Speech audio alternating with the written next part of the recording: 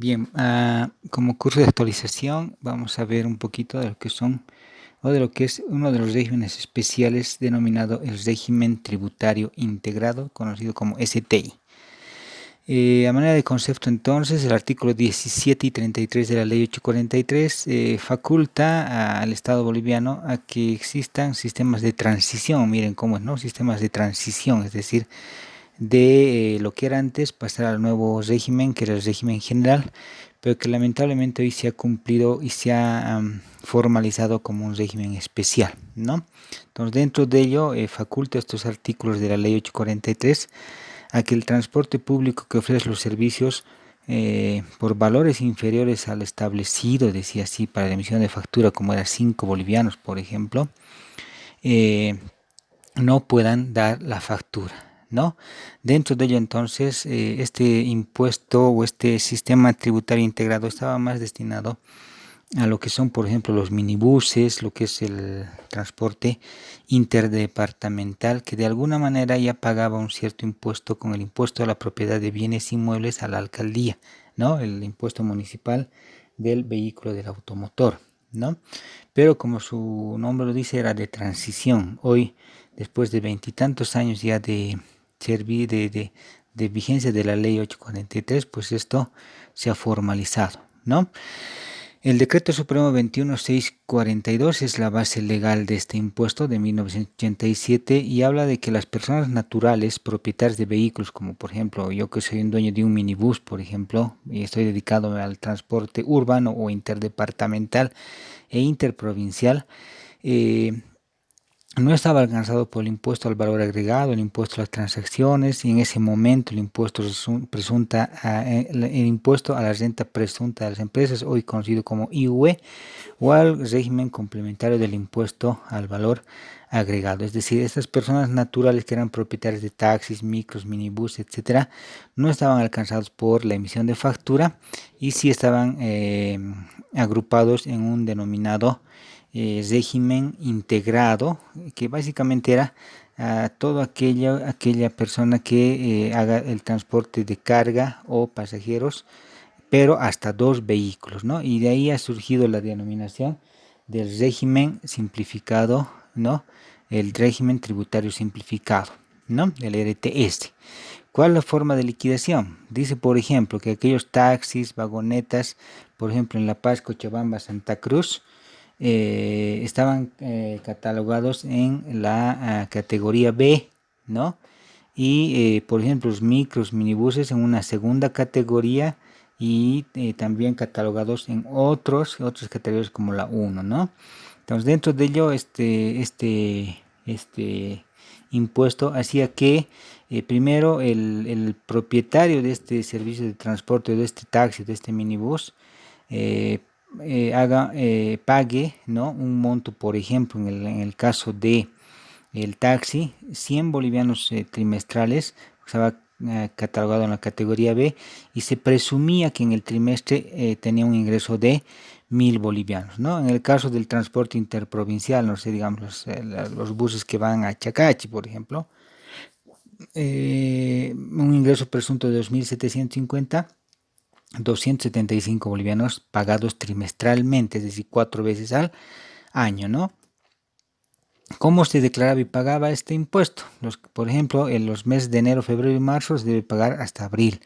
Abril, mayo, junio hasta julio, julio, agosto, septiembre hasta octubre, octubre, noviembre, diciembre hasta enero, hasta el 22 de cada mes correspondiente pasados los 3 meses. Este impuesto se podía compensar con el pago o la presentación también de facturas por compra de combustible, compra de llantas, etcétera. El hecho generador entonces era básicamente ese impuesto o perdón, ese ingreso presunto, ¿no? Que les vuelvo a repetir, estaba sujeto a las personas naturales propietarias de vehículos. El pago se realiza en el formulario 702 con su anexo del 110 que tiene que ver en relación a las facturas de compra de combustible, etcétera, en relación al tipo de vehículo. Obviamente en el banco, ¿no? Ahí tenemos el formulario 702 donde se tiene que registrar el nombre del propietario, el mes que estamos pagando, el ingreso presunto que hemos visto que es fijo, ¿no? de alguna manera el pago que tiene que hacerse de, por ejemplo, los 270. Entonces, el transporte interdepartamental, como ven aquí en la imagen, ¿no? El Flota Bolívar, por ejemplo, sí factura los pasajes. Pero, por ejemplo, algunos minibuses que, por ejemplo, van, digamos, a Tipuani, por ejemplo, no facturan. Sí te dan tu boletito, pero ese boleto no es factura. No es lo mismo que Flota Bolívar, por ejemplo, que sí te da el boleto, pero ese boleto también es factura, ¿no? Entonces, por ejemplo, miren, el servicio de empresas de transporte interdepartamental hoy sí a factura, pero el interprovincial e inclusive el transporte de carga local o algún servicio de taxis, radiotaxis que estén figurados bajo el nombre de sindicato, por ejemplo, no facturan y ellos sí están inmersos en el régimen integrado, es decir, no facturan y son régimen integrado. De alguna manera, entonces, cuando taxi, por ejemplo, el sindicato de taxis se convierte, por ejemplo, en una empresa ya de transporte, entonces cambia de rubro, cambia de categoría, ellos sí tienen que facturar, ¿no? ¿Quiénes están excluidos de este impuesto? Todos aquellos que tengan más de dos vehículos, pero ¿cómo es la realidad de la cosa, no? O sea, existe, por ejemplo, el sindicato de transportes Bustillo, por ejemplo. ¿No? Que tiene 33 buses, Bustillo, que va de Oruro, por ejemplo, a Cochabamba, de Oruro a Yayagua, de Yayagua a Potosí, Yayagua a Sucre, etcétera, etcétera.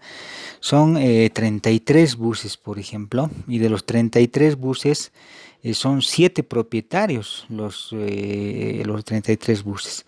Entonces, la persona, don Juan, por ejemplo, tiene 2 buses a su nombre, la esposa tiene 2 buses a su nombre, el hijo mayor tiene 2 buses a su nombre, la yerna tiene 2 buses a su nombre y así sucesivamente. Ninguno pasa de 2 vehículos y se siguen manteniendo en el régimen integrado. Lamentablemente es así. Pero dice quiénes están excluidos: aquellos que poseen más de 2 vehículos. Entonces, si hacemos esa operación, nadie va a tener más de 2 vehículos, por lo tanto siguen nomás en el régimen integrado, ¿no?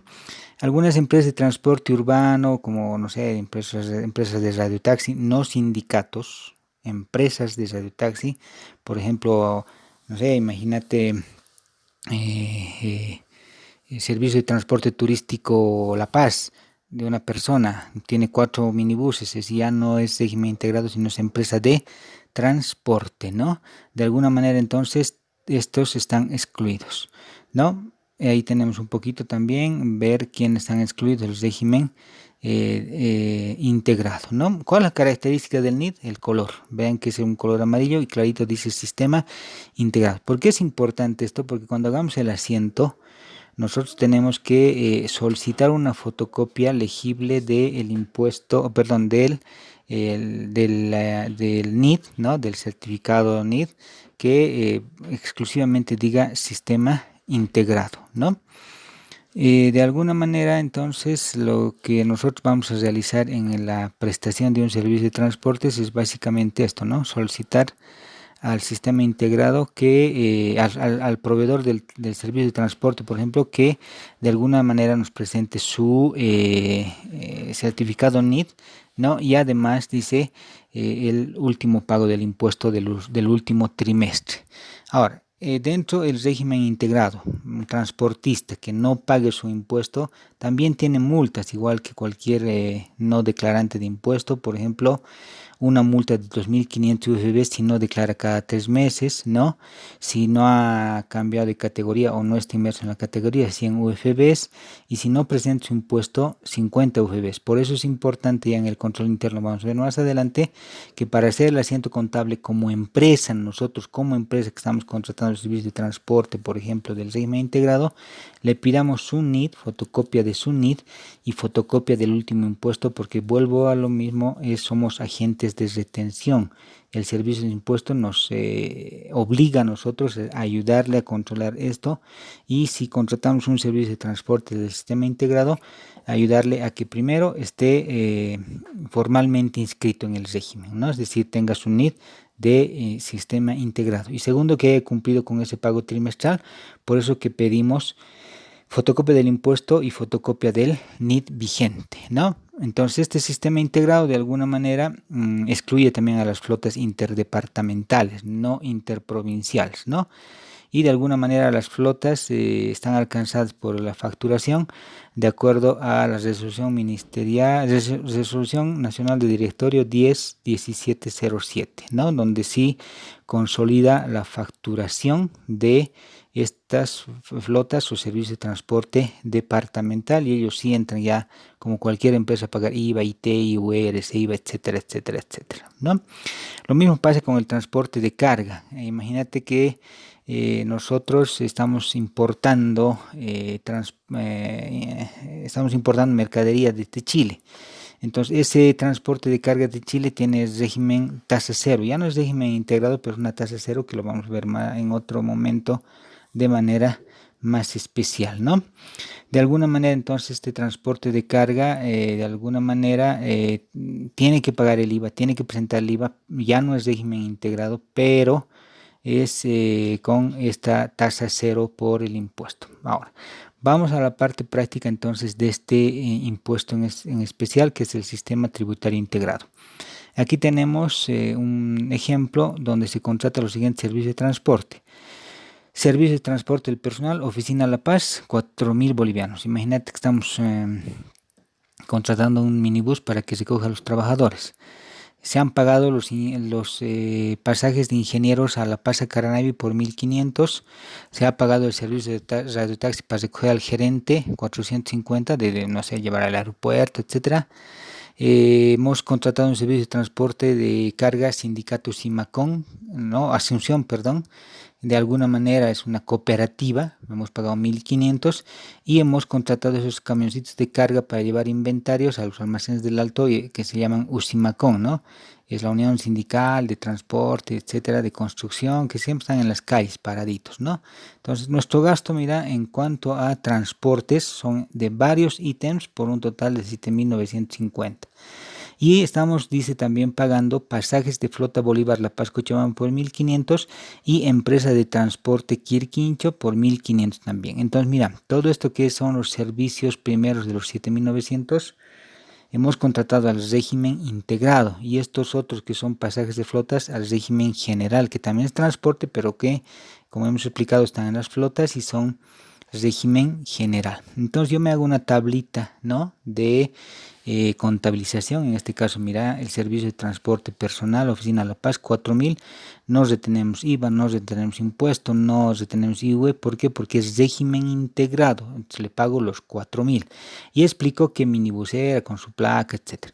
Lo mismo de los pasajes de Caranavi, ¿no? Hemos contratado el servicio de transporte Totaí, que es un sindicato y no nos ha dado factura, no tiene IVA.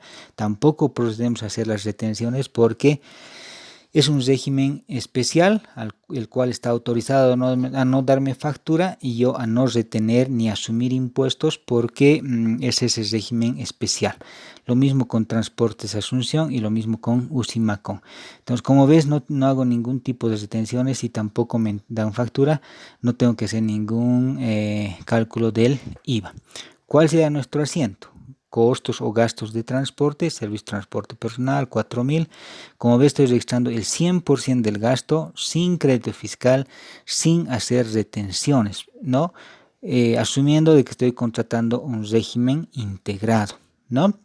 Pero de alguna manera, como te digo, el control interno tiene que ver con que a este asiento tengo que respaldar la fotocopia del NID, donde diga clarito que es régimen integrado de cada uno de ellos, ¿no?